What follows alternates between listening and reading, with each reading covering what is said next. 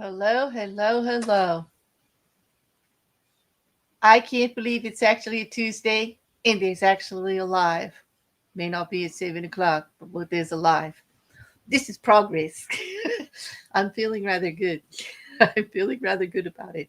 Welcome, everybody. Welcome, all of you coming in. Welcome. Thank you, mods, who showed up actually before.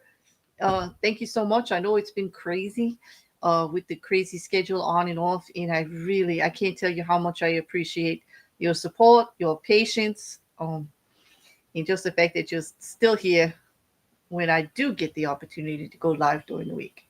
So I'm going to do something a little bit different tonight. It's all about true crime. So don't be worried. We're still going to talk crime, all crime. But the difference is that instead of just presenting you with something that I've worked on and researched or whatever, and you know, talking out about a particular case, most of you know all of the ones that we are following, and so I thought that we would just go over any one that you want and just talk about it and give you the update freehand because I am staying on top of everything.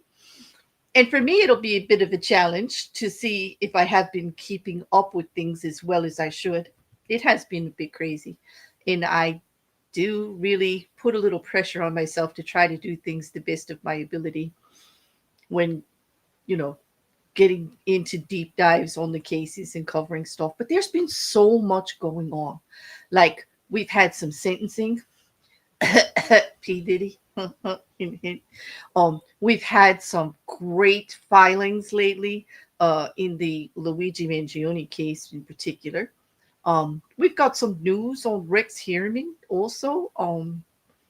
There's been a lot. There was the recent filing in Courtney Clenny.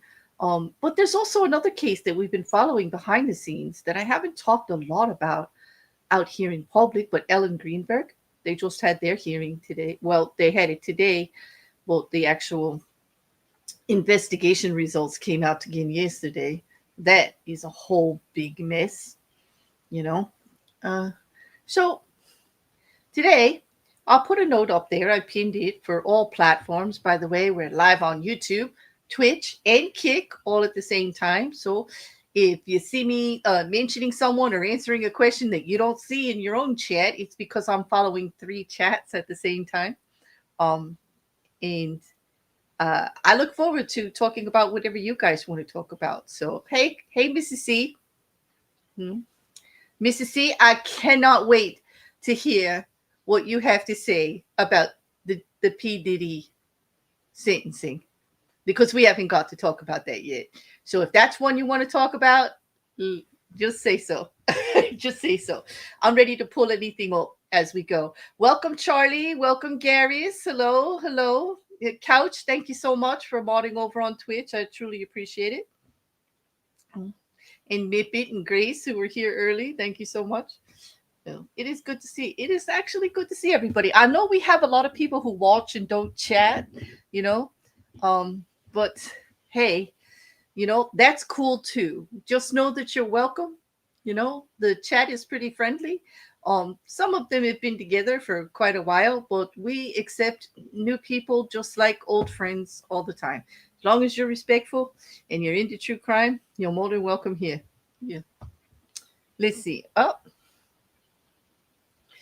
all right. So first thing, Couch says, I heard and there might be a bill that will allow U.S. law enforcement to operate on Canadian soil. So that's terrible. You know what? I don't even know how we can make a law to violate your space that would actually be something that Canada has to do. Is Canada the one making the law? Because only a Canadian can make a law about Canadian soil and what we can do on it. But I hear you. I would be worried about that too, because I'm worried about what he's doing on our own soil here, with the military and law enforcement and all, how people aren't getting along. And there's like, boundaries all over the place getting like messed up. So I'm a little confused about that myself. Yeah.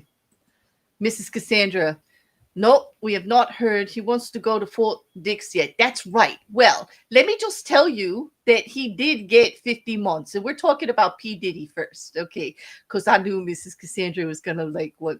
First of all, there was a huge petition for him to actually not get much time at all. They submitted tons of letters from people associated for him to him. P. Diddy, I'm talking about Sean Combs. We're talking about the sentencing at SDNY, the United States versus Sean Combs, for a whole bunch of racketeering and sex offense and abuse claims. And they actually all he got was the prostitution across state lines guilty. Everything else was a not guilty from the jury. For whatever reason, they didn't feel that the racketeering was proved. Although when I saw canceled checks for bribery that went through the business and that the business partner was talking to everybody about the stuff that he was doing, I mean, that kind of did it for me, but I'm not on the jury. So, and neither was anybody in the chat. So we just had to take it on the chin for that one. I thought that they did a pretty good case. I mean, it was a very emotional case, the testimony. You'll have to admit that some of that testimony was rough, hearing about all of that. But when it comes to the law is not emotional. Juries can be, yes, and well, they really they believed one and not the other. Okay, I think that they actually did believe there was some violation of law there, but the hurdle that had to be surmounted was the length of time that each woman who is now saying that it was a horrible situation and that they were abused the whole time and they were forced to do things they didn't want to do, stayed in a relationship for years and years and years. And that can happen. I'm not going to say anything bad. Like, I'm not against the victims in this case. I'm actually very pro victim here. It's just that I understand why a jury would make that an issue. Okay, especially when the defense did a very good job of tying together how they all benefited monetarily. And the reason I bring that up is because that's how the sentencing went too. All of the letters of support that Sean Combs, P. Diddy, Puff Daddy, the Diddler, whatever you want to refer to him as, all of the letters of support, the prosecution very, very succinctly told the judge each one of them has a monetary tie to support, and they need P. Diddy to be making income and to come out. So, of course, he's got all those letters of support. But that doesn't mean he gets to do whatever he wants. Well, decidedly, what really went against him, especially in the opinion of public like myself and hopefully some of you, was that before the sentencing even happened, P. Diddy, showing his true mask off, showed his arrogance and his entitlement by booking speaking engagements as if he was going to walk out. Yeah, I don't think that really went over well when the judge found out about that. No, I think that might have had a little bit to do with how he decided the sentencing would go. He got 50 months, which is like 4 years. Okay. And he does get time served. What did he serve? Like 12, 13 months already? He's been sitting there. He's going to be there for a while. He wants to go to a comfy place like Fort Dix, which is what Mrs. Cassandra had put in the chat. And actually, the state didn't actually protest about it. Like, they don't care anymore. Long as he's locked up, they don't want to hear about him anymore. I don't think they're gonna waste their time trying to say he needs maximum security because or anything like that, because that's not gonna work. I mean, look at all the stuff he did behind bars anyway, taking other people's cell phones and using them so he could talk freely and it wasn't recorded, although he's forgetting that they record that person's too. Like, I mean, was not a actual smart move. And I don't think booking engagements for when you get out, when you don't know you're getting out, was a smart move either. It did lean a little to the arrogant and the entitled and kind of spoke about, are you really sorry? Because like he was in court crying and saying he learned his lesson and this and that. And I could see the judge just sitting there like, yeah, you just got to get to that speaking engagement, right? Yeah. Okay. Mm. I mean, I'm not going to say that Sean Combs hasn't done some good for society. I know he contributes to boys' clubs and the Youth of America, the arts, schools for the arts, things like that. He's done a lot of that here on the East Coast in New Jersey and in New York, where he's from. In the school system that he believed in, he went to a public-private uh, uh, Catholic school, right? I know because hmm, an aunt of ours, on the ex's side was actually his teacher when he was younger, and taught him. And he was quite the entrepreneur, she would say, always thinking outside the box, had his little army of people doing things for him, even back then, okay, in fifth and sixth grade. Um, little story, she's probably going to get mad at me for telling it, but oh well. Anyway, he's got quite the reputation of being an organizer and all, and I don't think that they're going to worry, but wherever he is, he's going to be doing the same. And I'm sure he'll be making money from behind bars anyway. um he won't be able to make money on the story. You're not allowed to on convicted stuff, but they're going to prevent him from making money out there. However, here's the true test: is his reputation tarnished enough by the abuse and the essay claims that have been out there, and the salaciousness of the content of what everybody has seen and heard about? Has that damaged his reputation in his business beyond repair? We'll have to see. I don't think so. I see lately in our society the willingness to just shove things under the rug and not worry about it as long as it doesn't affect them personally. They don't care, you know. There will be those that will support him no matter what. And there's already stories out there about his people pressuring interviewers and journalists. Like, we're talking real pressure. Yeah, the kind that comes in the dark around the corner when you least expect it. That kind of pressure. To do more positive opinion pieces and things, which I can't say I'm surprised about. I don't know about you guys. Hey, hey, Janae, how are you? Teresa, so good to see you. I'm sorry, I'm a little bit behind. It's okay, you can't check. Oh, Gary says in Canada they already allow border patrol in our airports. Okay. So do you know anything about this new law that Couch is talking about? Oh, Couch says it's a United States bill. I honestly just saw it maybe 20 minutes before stream, so I know pretty much. Oh, well, we can research that later. That's a very good political angle. I'm interested in that. We're welcome to talk about that in the Discord anytime you like, or anytime you like. I'm not afraid of those conversations. Let's get Diddler out of the way. We can't get him far enough out of the way, Mrs. Cassandra. This thing, I'm telling you, we cannot get him far enough away. You're gonna have to get some of that baby oil, and you're just gonna have to lube up the alley. We're just gonna throw him off the channel now that he's away. We can put him in the archives. I think I have to now that it's sentenced, if I haven't already. He's moving out of active into the archives. Hopefully we don't hear from them. Although I am sad but not surprised to report that, of course, they're appealing the sentencing.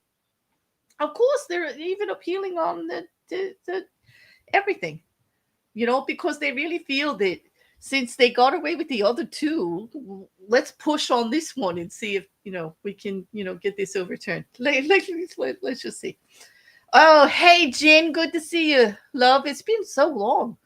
Yep. Everybody get your good gropes in with Jen. I hope you guys were all got it. Mrs. Cassandra said the jury was paid. I saw that a lot. That's a very popular theory out there that somebody paid off the jury. They were convinced because they really did. They acted so emotional during the testimonies and then just disregarded it. So it was a little bit odd. It was. But you never know with a jury. You just never know. Mhm. Yeah, we saw how he looked at the jury. Exactly. Exactly. I hear you. Hey, Pete, long time no see. Oh, But you see, I said your name in caps too, just the way you typed mine. It's shaking. It's been a while since I was live on a Tuesday night, and I'm so glad to see you here. Is there anything you want to talk about? You see that big special coming up on Murdoch based on those girls who did that podcast? I'm really looking forward to that. And by the way, for any of you that are in the Seeking Justice Discord, they're going to be showing that. I think it's starting tomorrow. And if you are not already in that Discord, let me give you a link. It's an open Discord. So let me give you a link to it while I'm here. Let's see.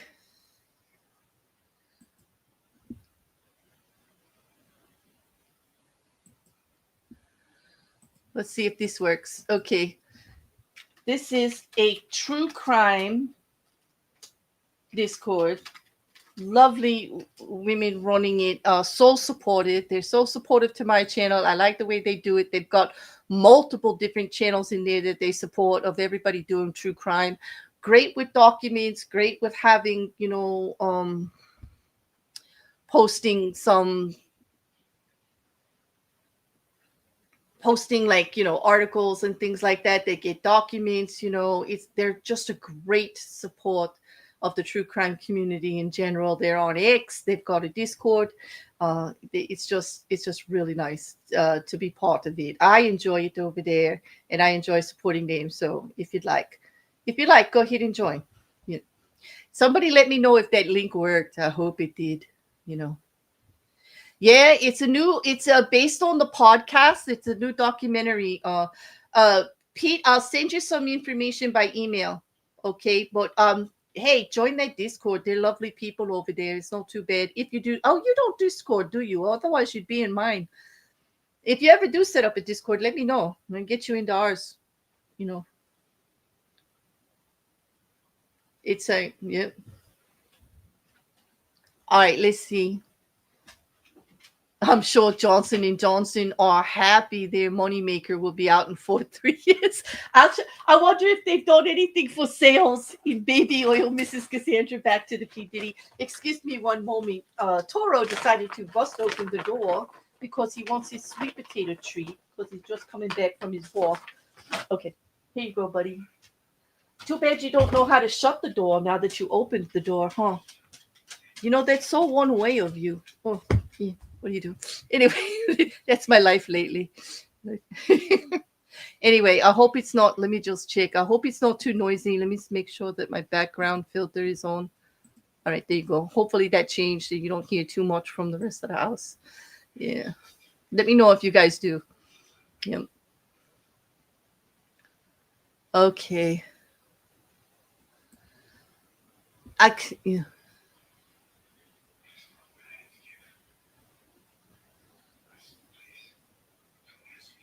Oh yeah, thanks, Pete. Well, if you ever do, you could definitely join mine any second, Pete. I would send you one. I would send you an invite. You want a sweet potato treat, Grace? They're just like they're dehydrated somewhat, so they get kind of chewy, like kind of like what you would give a dog a pig ear for, like way back, but I don't do that anymore. And it gives them like a chewy treat. They're kind of semi-dehydrated. They're like dried, So there. Mhm. Oh, you do hear maybe a TV in the background? Yes, that's on the other end of the house. Okay. I'm going to send a text message for somebody because I'm attached to the computer right now. I can't even go over there to get it on the other side. Let's see if we can take care of that. Thank you. Did anybody check that link to see if it worked for the Discord? If not, hit me up and I'll send it to you. And also, I'll make sure I put a good one in the bottom description of this video also. So there. So anything else you want to know about P. Diddy before we like any other case you guys got there? Let's see what this. Honestly, I've been thinking about maybe seeing if we could do some sort of thing about what U.S. politics looks like from the. I tell you, Couch, I'm so on that. And for all of you from other countries besides the United States, there are so many of you I talk to regularly. If you would like to join me on a political stream about that, I'm down for it, because I can tell you, I'm talking about it every day. Everybody knows, like I talk to Ricker every day. He's in New Zealand. I talk to Mippet. She's in Australia. Couch is in Canada, and so is Garris. Right now here from the chat. But there's so many others, and it is important to me how we look on the rest of the world. And I do like to hear, how you guys are looking at it and what you guys are thinking about it. I really do.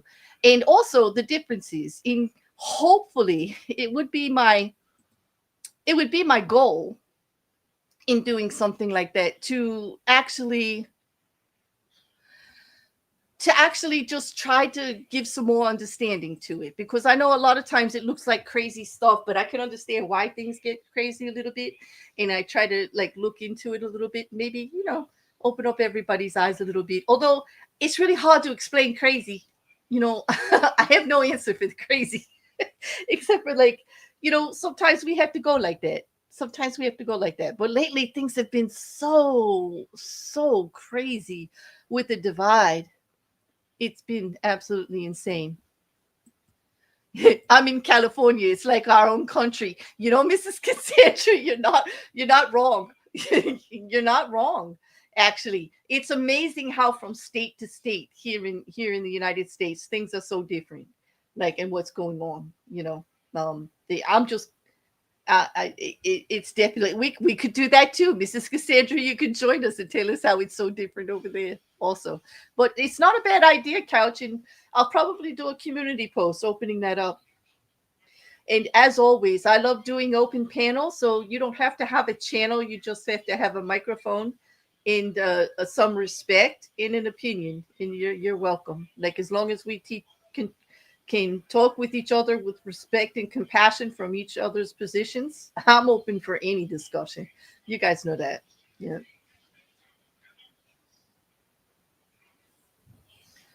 The United States doesn't look that bad. If only the White House could be a little less spray tanned, and I can dream, right? Jin, man, I miss these kind of comments, Jin. I do. It's good to see you. Yeah. Oh, I love sweet potato pie. Mrs. Cassandra, don't make me jealous. It's one of my favorite things. I love sweet potato pie. I'm like addicted. Mm,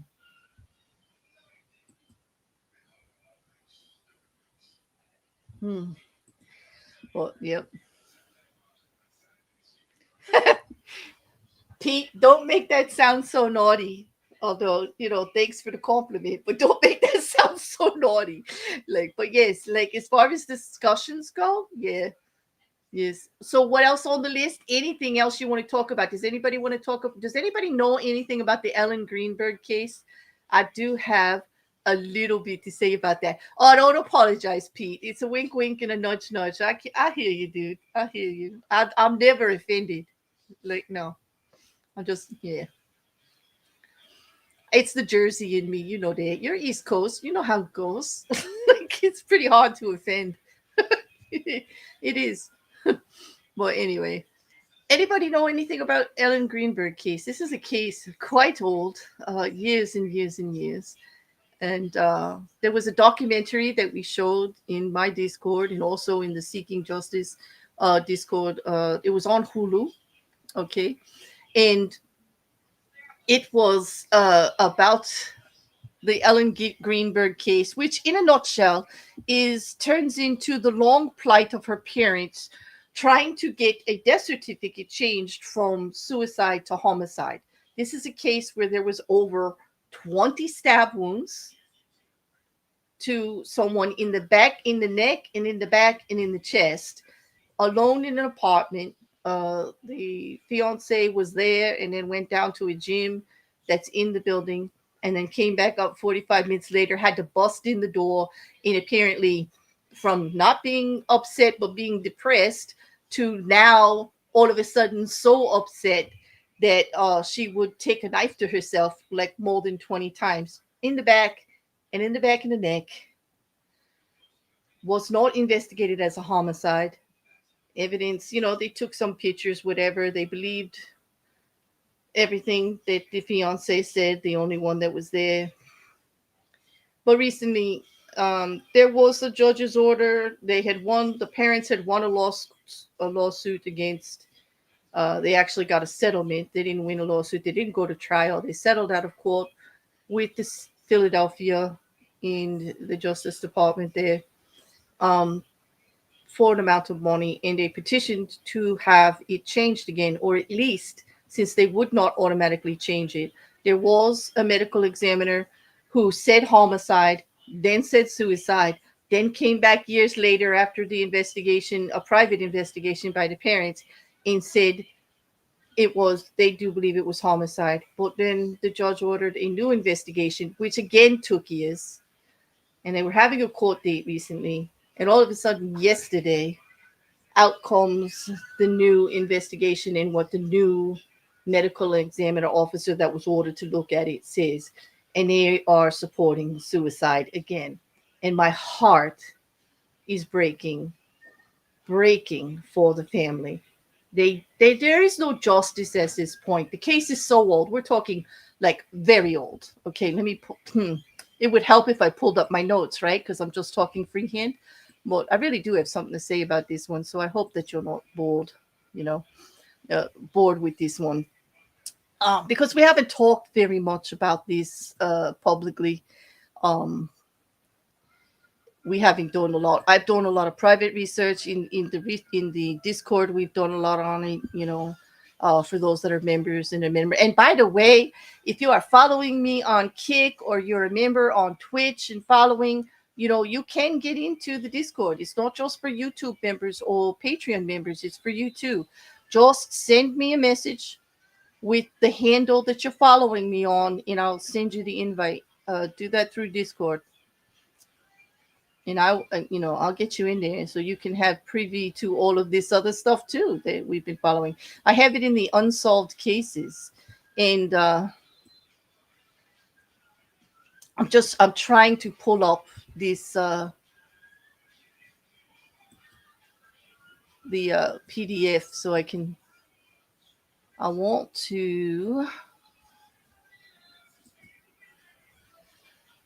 to actually make it so it's a shareable link for you so that you can read it also. I was absolutely devastated uh, at what they did again. Like it's just too much. Just absolutely too much. Holy moly. I guess I'm going to have to make a new folder for it. The only thing about winging this stuff is stuff like this. Like I wasn't prepared with this link for you. But I definitely want to be able to share it with you because that, like, isn't that like the purpose, of having a big Discord and all these files is to make sure that I can share them with everybody. We all have good information about these cases. Well, this one was this one was completely let me just say anyone with a link. There we go. Copy link. Okay. Now I have it. Sorry. Um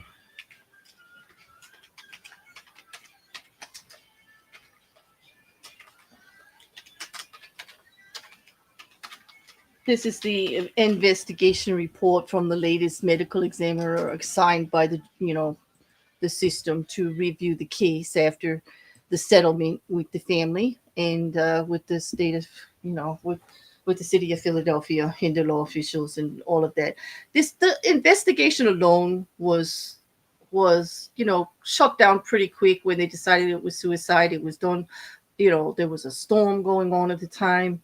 They the fiance gave evidence and statements in regards to her being depressed. When they checked it out, she was under medication. They saw that, but it just like the whole shutting down of it so quickly, and then the whole crime scene being cleaned up within 2 days. Relatives of the fiance, not Ellen Greenberg, being let back into the apartment and taking all her electronic devices, which later came up with searches on them. that could not be verified as to when they actually happened, but they were there. It's very sus, that stuff was missing. Also, in this report, you're going to find out about her body being covered in bruises of all different stages of healing that was missed. In not all of them were talked about in the beginning, and that to me is very sus. What else was going on? Now they actually, when they put the line in there, because she was a grammar school teacher, that's where she got all these bumps and bruises and everything from, because they had no evidence that there was any contentiousness in the relationship. And yet, how often do we hear that you do not mention when you're abused by your intimate partner? She's in an intimate relationship. She's getting married. She is having a high amount of stress. Okay, she's talking about things being upsetting at work, and yet nobody can find any evidence of anything that would upset her about work. So to me, that speaks loudly that something else was going on, and that when she's talking to the therapist and her family and everybody about why she's upset, she's covering. She's saying it's work. She's saying that she doesn't know what's wrong. I think she does. And I think the shame is keeping her from talking about it. But that's me extrapolating. That's me just putting opinion on it. I don't know. The whole case stinks, you know. Um, the family was related. His uncle, the fiance, is related to Josh Shapiro's office, who was running for office at the time. He was in the district attorney's office then. I think he's governor or something now, or mayor, or I don't know. He's a higher official. But I will say that the whole thing stinks. And it stinks of people actually just covering their butts. And I actually will have to say that that's what this report reads like. I was very disappointed. Even in their own words, there are things to consider that just make it hard to believe that they're sticking with suicide. And I know that nobody was ever going to come to justice for this. I'm not accusing anyone of doing it. I don't even know if it was the fiance. I just know that he deserved a full investigation from the start. And I don't think it would that happened. I really don't. I think the investigation was interfered with. I think the investigation was stonewalled in many areas. I don't think anybody necessarily crossed any lines, but I'm sure resistance was put up. Things might have been said like, "You really don't want to get into that. Can't we just close this? That would be better for everybody." The mild kind of intimidation that does unfortunately alter the results and the lives of the family of the victims and those involved. What seems like harmless turns into a snowball, like this case, where I just, my heart breaks for the parents. They really do. Um, they're never going to get a full answer. Ellen Greenberg is not going to get justice. It's too late for charges or anything, although there are no real statute of limitations on murder. There is not any evidence to go than what they already have. And they've already declared that suicide and no need to pursue on anything. There is nothing to indicate that the fiance actually did anything to her. There is no DNA under her fingernails. There was no defensive wounds, which is one of the reasons that they went with self-inflicted, because she, with that kind of attack, she would have fought back, unless of course she was incapacitated. And there is the one wound on the back of her neck, although they have fought back and forth between different experts and medical examiners on whether that wound incapacitated her or she was still able to move herself, because they had to deal with the fact that the timeline kind of the wounds that may have happened before the one in the chest that finally brought her life to an end. So how could she still be moving around after that if that was so severe? There was some separation. It is a serious wound, but there's controversy, and that whole case is just full of controversy.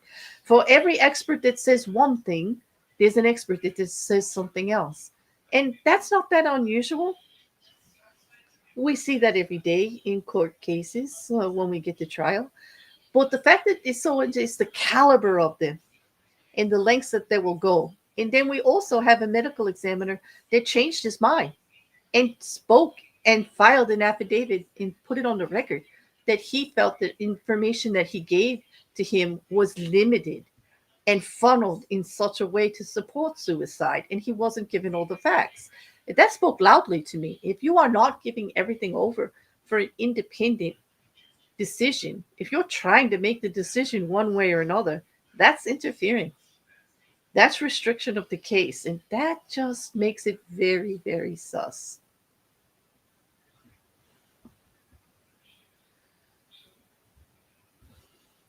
Exactly. Why wouldn't she start with that if it was exactly with if it was self-inflicted? You mean the neck wound? Exactly. Why stab up to 20 times and make yourself suffer? Exactly. And a lot of them were hesitation marks, as if somebody just had a knife pressed to you, like, or you pressed it to yourself saying, I'll do it, I'll do it, or somebody doing it like, I'll do it to you. Like those kind of marks, like hesitation marks, where they only went in a little bit. And those were mostly on the front.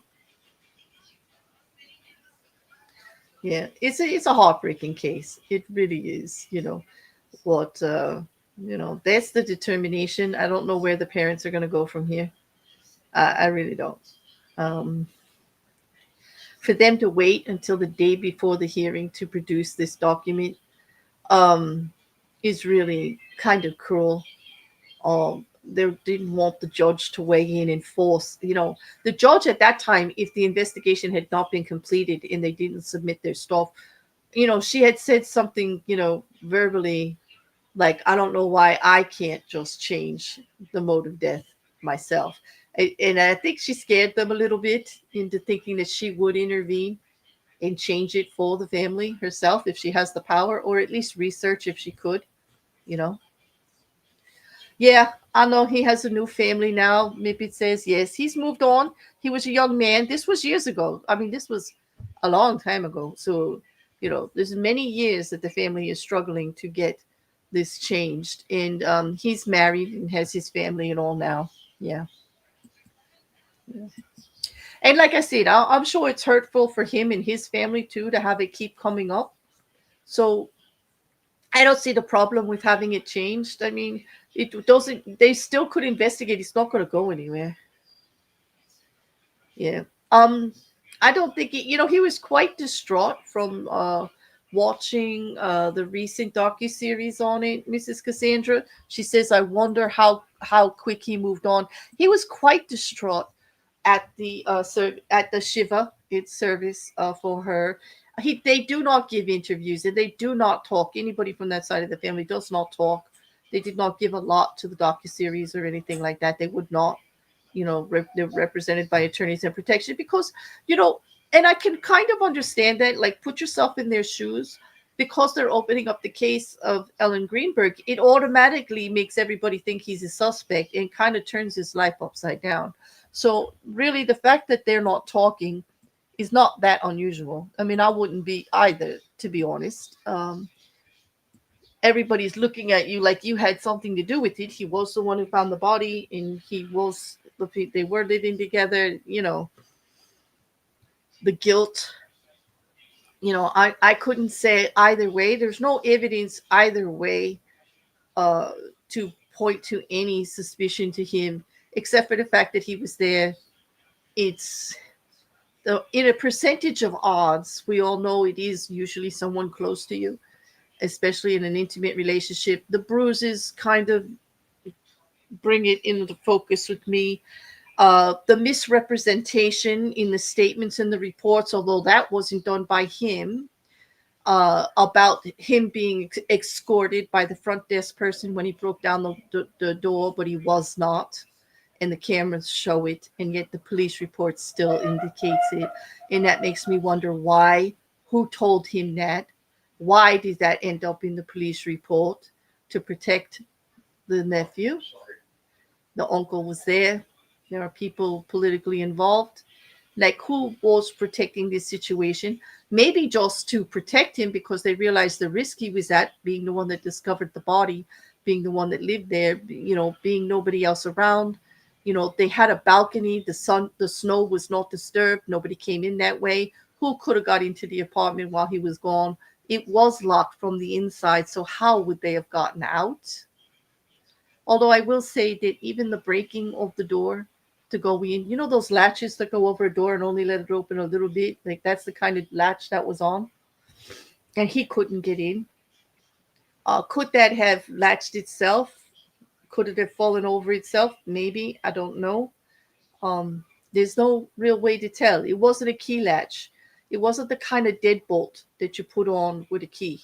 It was like a manual one, you know. Yeah, he doesn't say anything, Mrs. Cassandra. Like there's not really much from his side. And like I said, in the position that he is in, with all the suspicion that goes on about the case, we can understand that. Like, don't we always say, don't say nothing? Like, don't everything you say will be used against you. The more you say, the more you put out there for them to misinterpret and to twist and to turn against you, you know. Mm. But it is a heartbreaking case in for the parents. She was a young woman. It seemed like she had a lot going for her. It also puts a spotlight on stress and anxiety and mental health, that even lives that look perfect, you never know. That's why we should always approach things with kindness and grace. Until you walk in another's shoes, who are we to judge how they handle things and what they do? Although we all have the tendency to do it, it's like human nature. We all do. But we should look in that judgment a little more kindness and grace on, if there's anything we can do to make it better. I've always believed that sometimes it's just one word that changes a situation. I've been in the situation myself where you reach out to someone and it just was the perfect time. Just a little bit of kindness and a little bit of grace turns everything around. And I am happy to have people around me that have been in that situation, and we've experienced it together, and we met, and we're now friends. And just letting somebody know that you're there to listen, just being the safe space for someone to vent, you know, not necessarily advice or fix it for them, but give them the room to be, you know, it can work wonders. And I think Ellen Greenberg was suffering a little from that at the time. She was trying to get help. She was seeing a therapist. She was on medication for the anxiety. It was a new job. She was feeling some pressures. But we're never gonna know. We're never gonna know what really happened because Ellen's not here to tell us. Sam, the fiance, has said his side. Um, and that's what we have. Her friends have told their side of the story. The parents, the co-workers, everyone around, even the law officials. We're never going to hear from Ellen, So there were only two people in that apartment that day that we know of, that there is DNA of. There's not even unidentified DNA. There is not even unidentified fingerprints. There is only on anything to do with the crime scene, only Ellen, a couple of smeared fingerprints that they can't use or identify at all. There is nothing. Although in reading the report, I do find that they did find some blood in the bathroom, and I'm wondering about that. Like, they're on a tissue and then on the floor, and I'm wondering, but it's not as bloody a scene as you would imagine, when you read it, you know.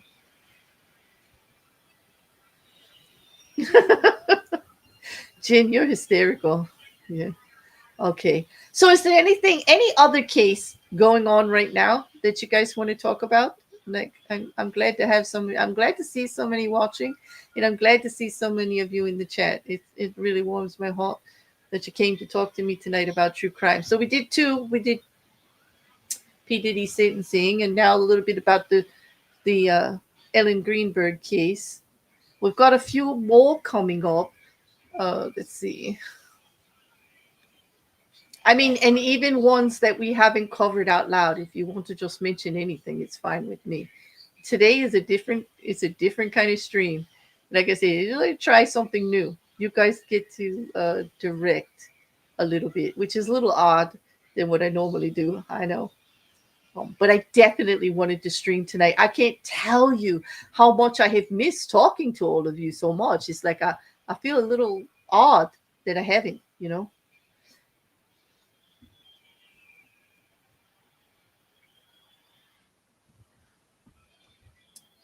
No, I didn't. Oh, the other case, the older one from the man who killed Robert Pickton. I'm still looking into that, Garris. That's a very interesting case, and I'm actually thinking about doing a video on it, actually. So thank you for referring me to it. But yes, the statement is a little bit, yeah. Anything else on Brian Kohlberger? No, not yet, except for like people are making I saw a couple of AI streams about him out there, about him talking like really loudly at his like at his hearing and everything like that. Yeah. He's been sentenced to life. He's sentenced. They have the sentencing hearing. I have to check that yet. I I'm not sure, but he is for the death penalty. They took it off the table. They took it off the table and he got life. He got several life sentences. He has been sentenced, but he's not going to get the death sentence, the sentence. And he is in regular prison now. They every once in a while we hear a little bit about that. But what I hear the most, Mrs. Cassandra, because she said it, anything else on BK, what I see is people still dragging up all of the roommates and all how they think he's innocent and this is some scam. And it's just like, why can't people just let it go? The man is saying he did it, you know. And it's like, and Mipit brings Pete brings up, you know, Mipit, I see that. I will get to that one next because I want to talk about that. I hear the prosecution was going to make the sister one of their witnesses. That would have been something. Yes, and I see people actually speculating that that was what moved him towards confession.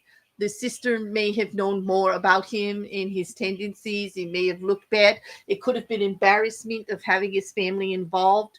I mean, what I do see everyone talking about is how much time he spends talking to his mother on the phone and how close he is. There's no doubt in my mind that there is something altered about Brian Kohlberger. Absolutely, that he is altered in some way, neurodivergent in some way. Now, that's not a negative thing. Neurodivergency is not often negative. Being a murderer is definitely negative, okay? But I don't think that's the reason. So let's just clear that up. I don't want that misinterpreted in any way.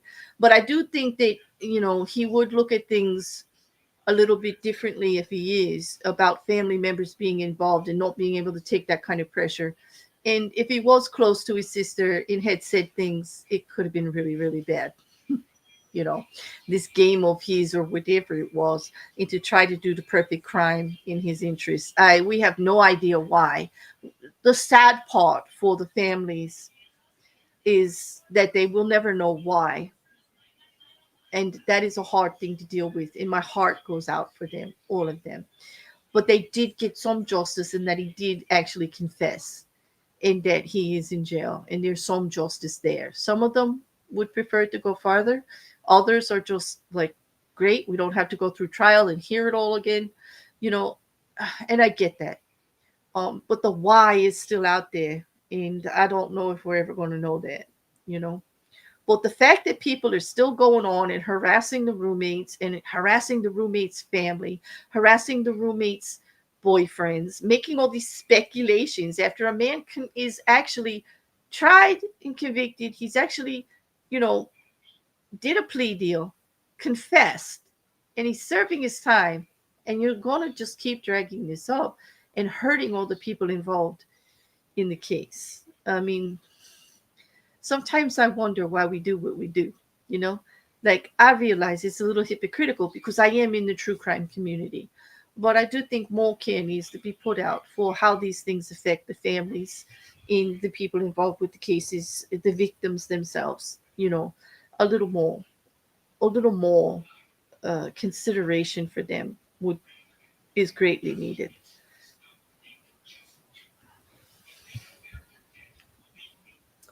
4 consecutive lives with no parole. Exactly, Jean. That was the sentencing of Brian Koberger. He got for all 4 victims, for Ethan, Zina, Maddie, and oh my God, yeah, all 4 of them. No one deserves what happens, you know. And he's where he belongs. He confessed. No parole. Some people were slighted that he didn't get the death, but considering everything in the plea, you know, I have to say at least it's that part is over, and they have who did it, paying for it. I guess we will have to wait for his sister's book so we can know what the family thought. Is she writing a book, Pete? Because, yeah, keep me informed on that. Definitely. Thank you. It was Kaylee. I'm sorry. And that's the name that is so stuck in my head. And I kept wanting to say Kate, and I knew it was wrong. And so that's why I waited to get it. You're right. Zana and Kaylee and Maddie and Ethan. And they all were lights and too young, way too young. They had a lot to contribute to this world, and it was not to be, it was just snuffed. And I feel for the families and everyone who knew them that hit that community. They were so involved in their community, it hit them. They're still suffering every day. And that's why the acts of those that are running around the rumor mill and this conspiracy theorists and thinking that these things they do don't affect people, they do. They do. The man is sitting in jail. It doesn't do anything but hurt the roommates in the families when you are out there making your alternate theories of everything, you know. Uh, it should be the healing process now. However, you can heal from something like this. It's not something you get over, but not putting it in their face every single chance you get is an actual better thing. It didn't work, Mrs. Cassandra. Okay, thank you. I will try again. Thank you. I think I can get it right from there. Hold on. I get a better one. Let's try this one. I appreciate that, Mrs. Cassandra. This is the Seeking Justice Discord. I did like the copy from the invite thing, and sometimes those don't work if you're not the owner of the Discord. So here, this is their public one. Let's see if this one works. I'm hoping so.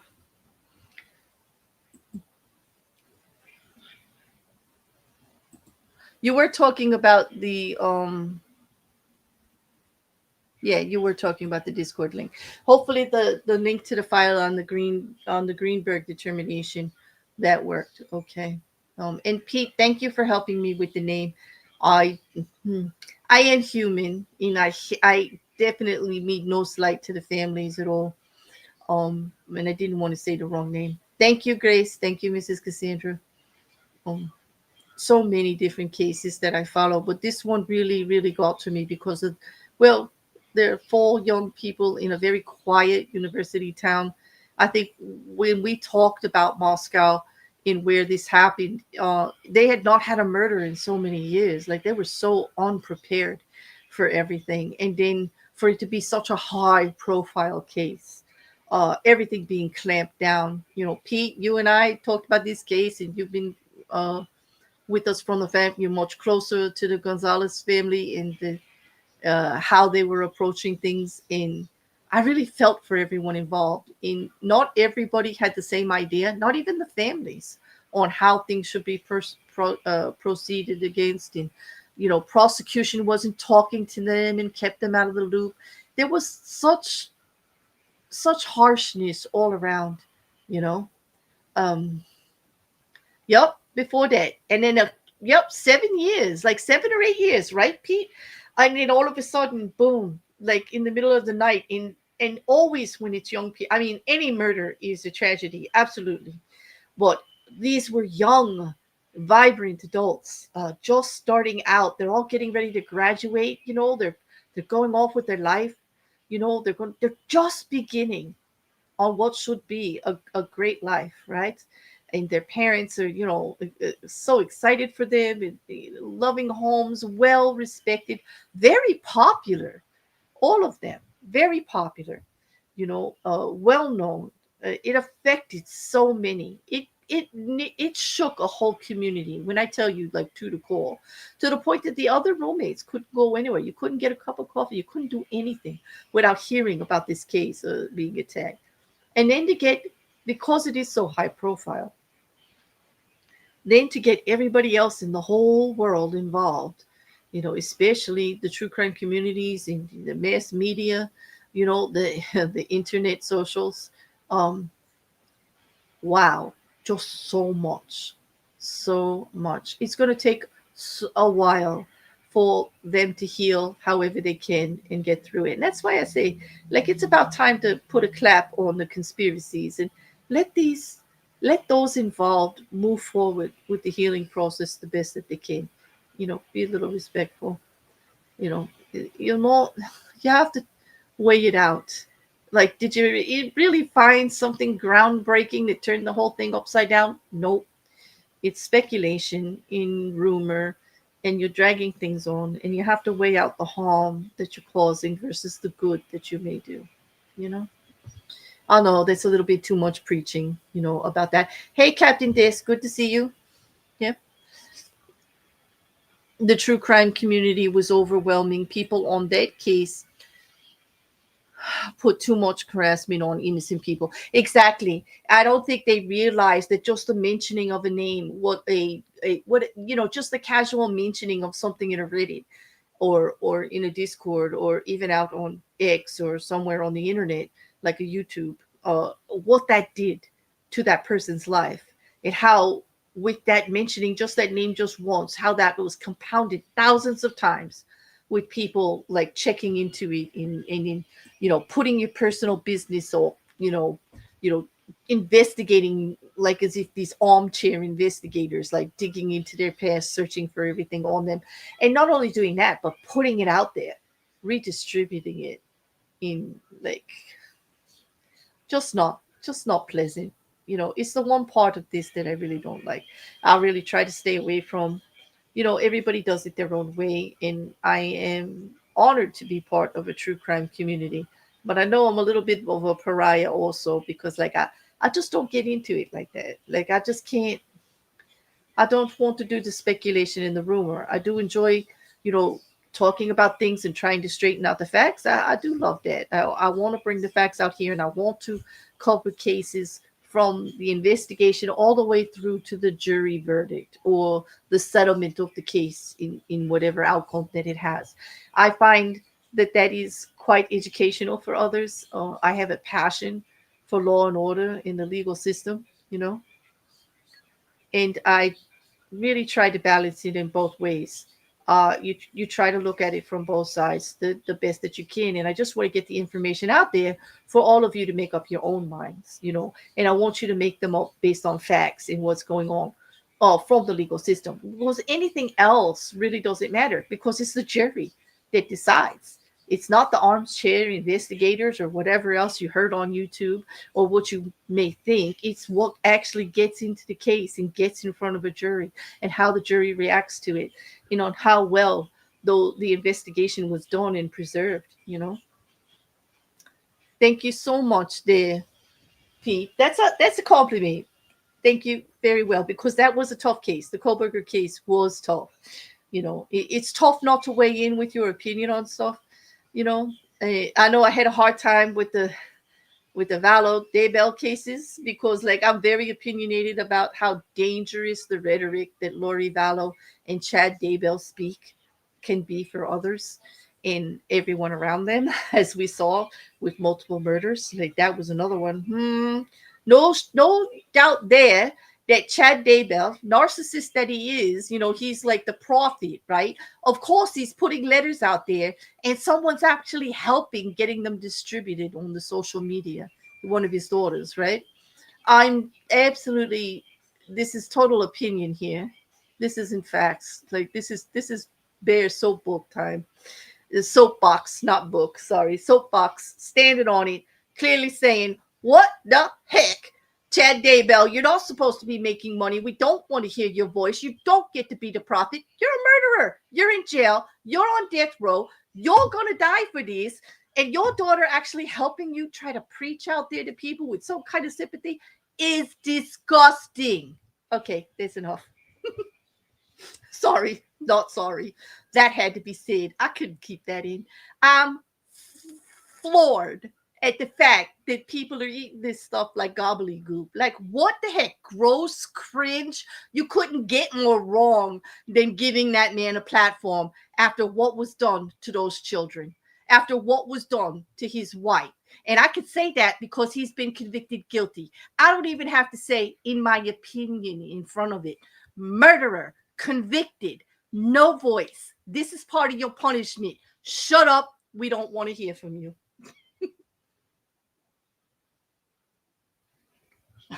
I can't keep it in on the day. That man, I mean, come on, am I wrong? Is that a little too much for y'all? Sorry. Like, am I wrong? Like, convicted now? No.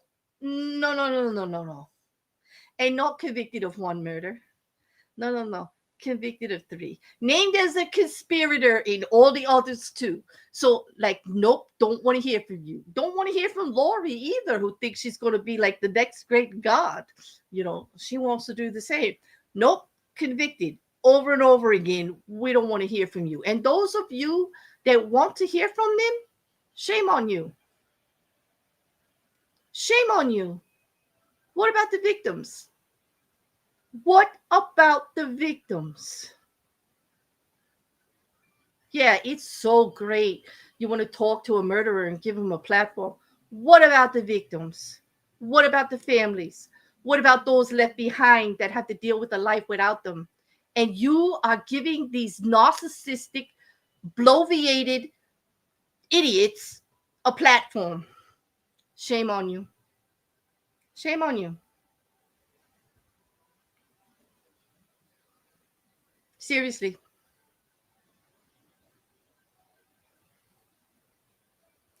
I think that the fact that Lori's trial and Chastain trial were public was important so that they could experience the shame, so we could see what they were accused of. Not to give them a platform to speak because Chad didn't speak. And you know what? Lori defended herself so she could speak. And that I actually toyed with the idea of not actually putting that out there because I didn't want her words to get to the public. Seriously, I didn't think she deserved it. And then I had to think about how I feel about law and order. And since she wasn't convicted yet, she had a right to her statement. And that's where I balanced it out, because of how I feel about our justice system and how the process works. So I really didn't have a right to duct tape her like I wanted to do by not showing it because she wasn't convicted of this particular, when we're talking about Charles Vallow and Brendan Bardot.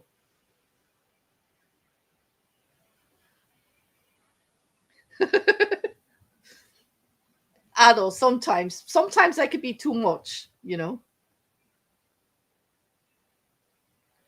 Bloviated is a word.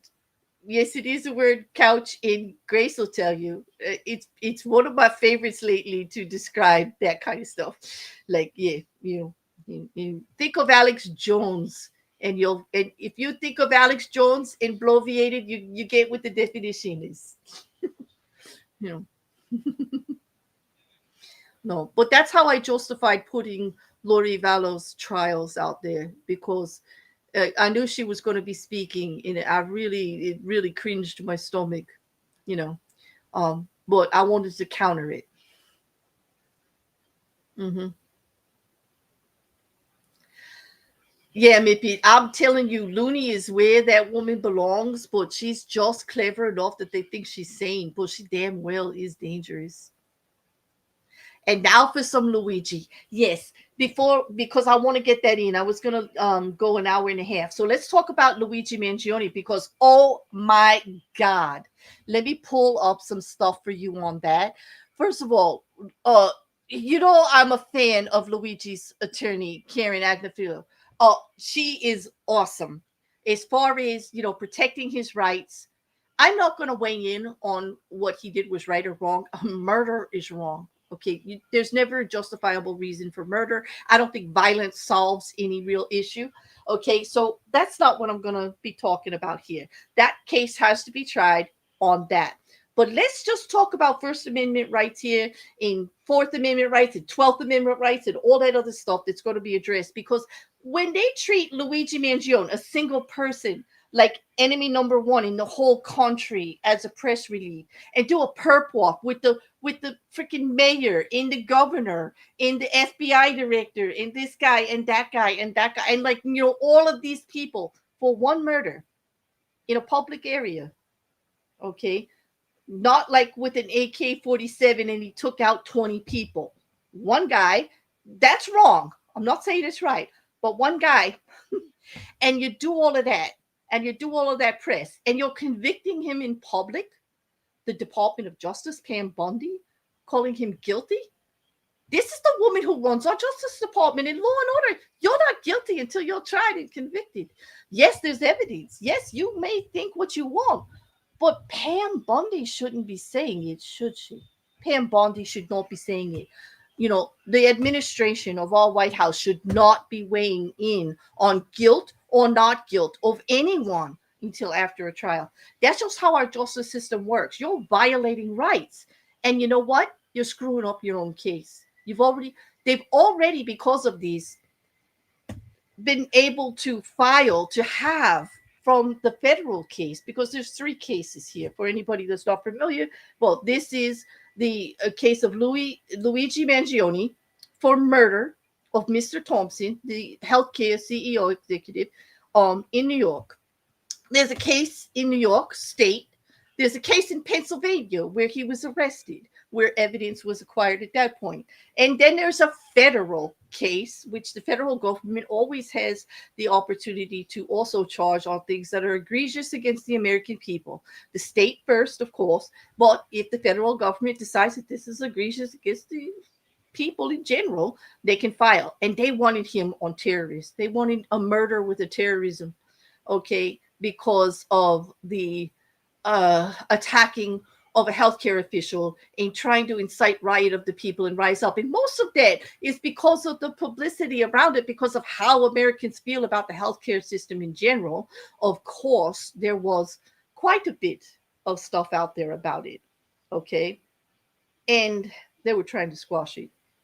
But he made no terroristic threats. He didn't influence anybody against anything. And he didn't shoot into a large crowd of people to try to terrorize a whole nation to go against the healthcare system. All right? Just because it was a healthcare official and that kind of rang a bell to people. Yes, it did. That just, that shows you we have a problem in America. It doesn't mean that Luigi Mangione did a terroristic act. Okay. Was it horrifying? Absolutely.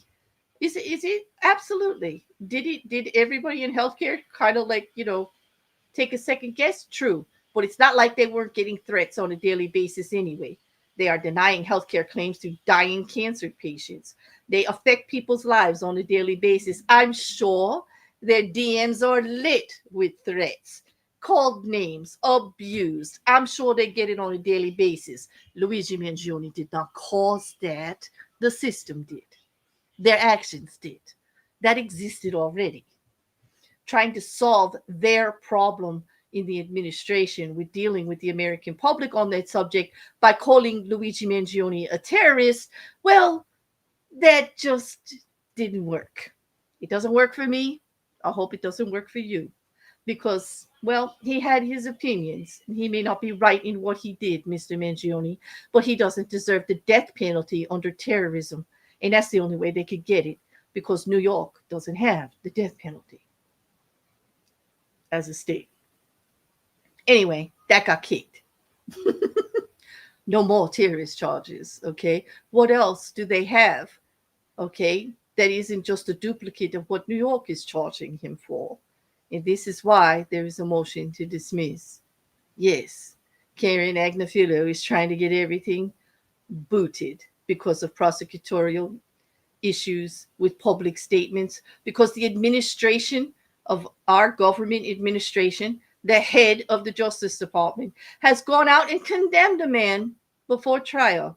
And as an American, if you don't have an issue with that, you need to go read the Constitution. And you need to wonder why you actually like to hear about true crime if you don't know anything about law and order in this country. Because that is the biggest defense that you can make.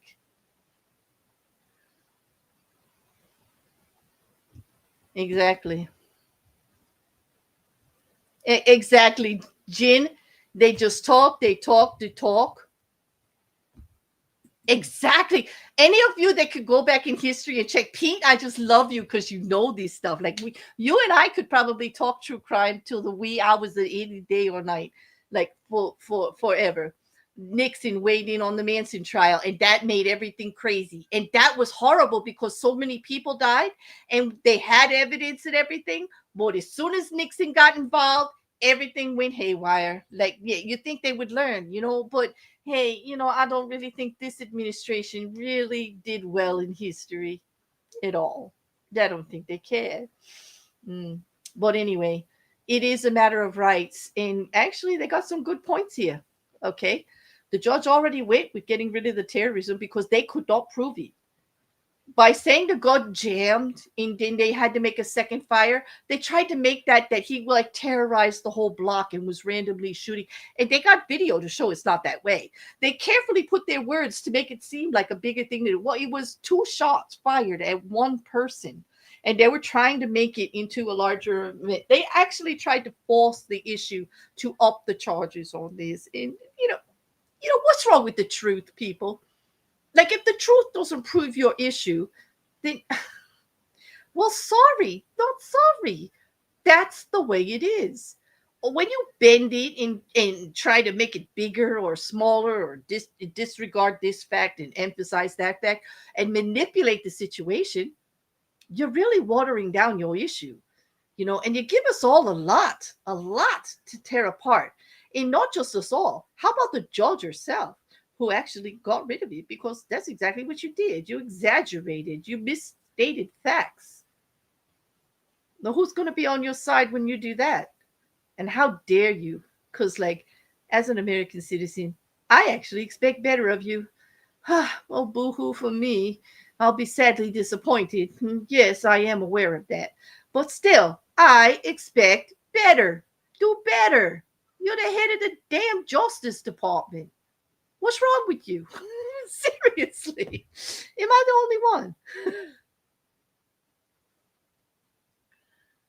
Exactly. Whoever sat their classes for them got a decent education. Jin, I just love you. You're such a wise ass. I know. You're so snarky. I love it. I absolutely love it. But yeah, yes, Mippet. Anything else you want to know about Luigi? The case in Pennsylvania, we're still waiting to hear on that. That might get tossed. Wait, the Pennsylvania case could get tossed in its entirety because the federal government will not transport Luigi Mangione for their hearings in for his right to actually, face his accusers, which is a paramount right that we have in our justice system here. Okay. And so they won't do that. And they were going by video conference, but now they decided, no, we want to be there in person. We're pushing the issue. We don't want video conference. We're not going to give you permission to satisfy my right to face my accuser that way. I want to be there, and they won't transfer me. And now what? Now what? What do we do now? What do we do now? And will then the New York case, the state case, actually survive when that case is all gone? Okay. And they don't have that anymore with the evidence and everything that was acquired. Like, what happens to the New York case? What's going to happen to the federal case? Yes, I can't wait to see. I am just very impressed with how Karen Agnifilo is defending his rights. She's got real issue here. She's had it from the beginning that he was treated different than any other defendant. He walks in shackled head to toe like he's a great threat to every American here. No, he's not. Did he commit a horrible offense? Absolutely. Does he deserve to be treated any different than anybody else facing a murder charge? No. No. He's not radioactive. He's not in contact with terroristic groups across the world organizing great feats against the American government. No. He deserves the same treatment that a Brian Koberger, a Lori Vallow, a Letitia Storch, you know, anyone else, even a P. Diddy gets. And I applaud a lawyer who stands up to that because it's not easy. She's going to get a lot of resistance from her own peers in the system itself for pushing back on it. Well, she's right. She's right, and she should get the support.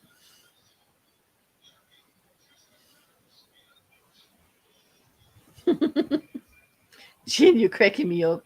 I just can't comprehend the U.S. justice system, but it's fun learning how stupid it really is. It can be. I mean, it started, you know, it gets stupid when they actually go around it, yes. But all in all, it's a system that even in Australia, you model yourself somewhat, we do some of the same similar things. Okay.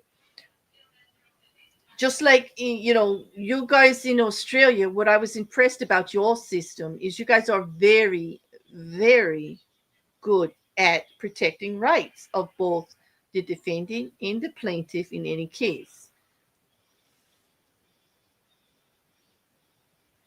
Yes, you know what? Couch, you're right. Daryl Brooks was allowed to act like a damn idiot in public, doing all of that crazy stuff. And look at who is that girl, Shabanga, or whatever her name is, that she has the Colbina all tied up now because she kept flying out of her chair, attacking everybody, attacked her lawyer, violent, like horrible. Yes, horrible. Yeah.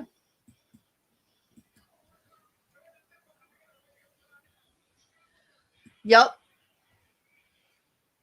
Like the mayor of New York had to. Absolutely. When you look at that footage of them coming off that plane, it's disgusting, Gene, is it not?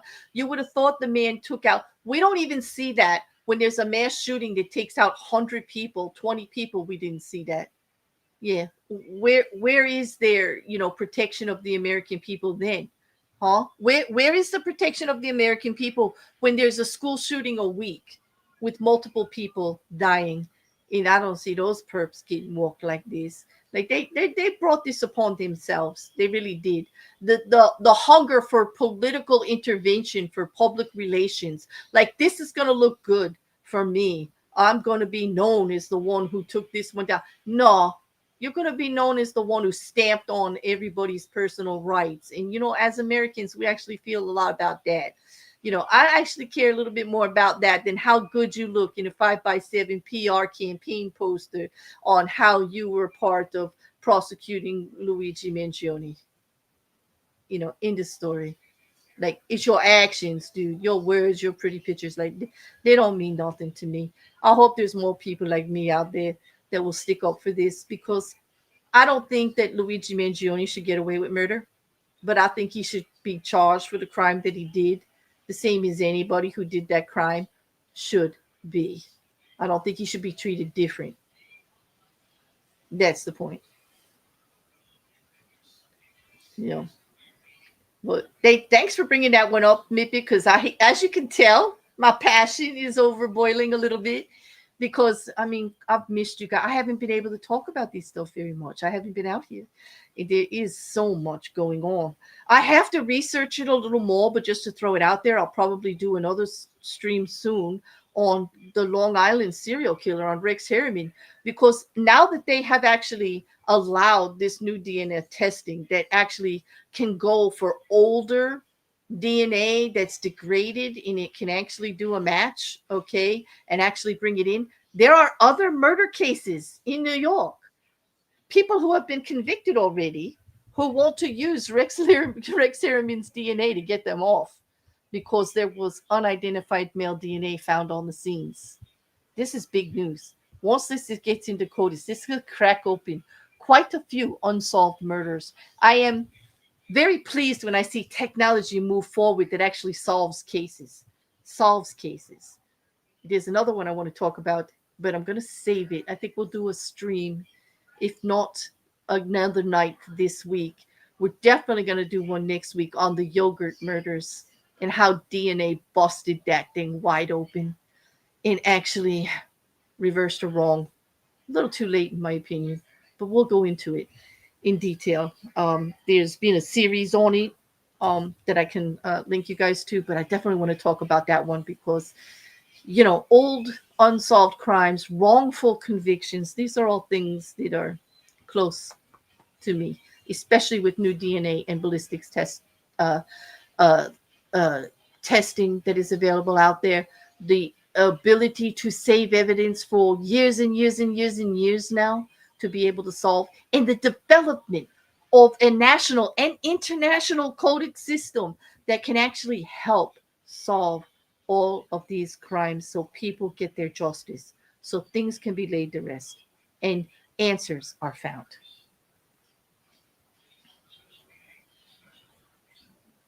Yeah, exactly, Jean. Exactly. True. There are so many people on death row that know that there's DNA that needs to be tested, and that until there's a way to actually do it with that kind of older DNA, which there is now, it should open things up. It should. It's going to make things very, very busy. I mean, there's a backload for DNA testing. They still have to fight to get it tested, but now there's hope. There's absolutely hope. And I think though I started my legal what the series years ago, the very first one that I did was about a man who was released from prison from finally getting his DNA tested that it couldn't possibly have been him. And he had served what, 30 years for a murder he didn't commit. That was heartbreaking. And I was so infuriated, but so pleased that DNA testing has advanced to the point and being allowed in the courts. And it's still a struggle, as we've seen in courts all over the country are still not allowing the newest test. Now, here in New Jersey with Strirex from New Zealand, we had to have weeks long testimony to just get that in, to go over how it's done and to allow it, because it's the Paul Canero case will be the very first case to use it, to use DNA that was tested with the Stirax system, which allows multiple DNA contributions of very, very small amounts to be separated and contribute to who exactly is in that drop, to all of the components of it. Absolutely fantastic technology, and it'll be used for the first time in the evidence in the Paul Canero case, and it has been approved here in the state of New Jersey, and then in New York in the Rex Harriman case. The genome mapping that was done and more advanced on non-rooted hairs they didn't have and degrading DNA, to be able from the smallest sample of DNA possible be able to match it to a family line, to narrow it down to a victim. Okay. And to a actual contributor. Fascinating. Now allowed in the state of New York, opening up for a lot of other unsolved cases in New York. It's going to be really, really interesting.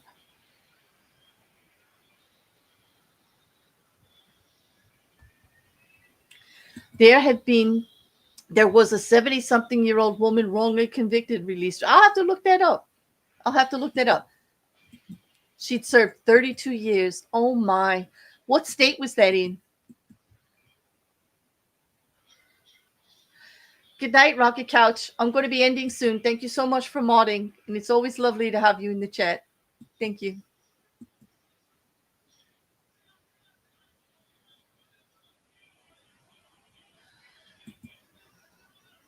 Wow. 32 years. Oh, okay. I'm going to, send me an article or anything you got, Gene. I want to check into that because, like, I'm fascinated by that stuff, absolutely, to tell you the truth. But we are almost at the hour and a half mark, everyone.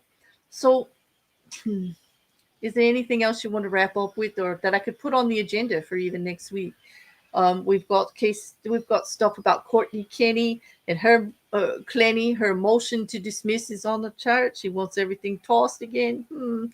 Interesting, right? Because she says her rights were violated when the prosecutors read chat messages from her team. They should have known better, you know. There is a way that the wrongfully convicted can get some restitution, but it's kind of convoluted state by state, maybe.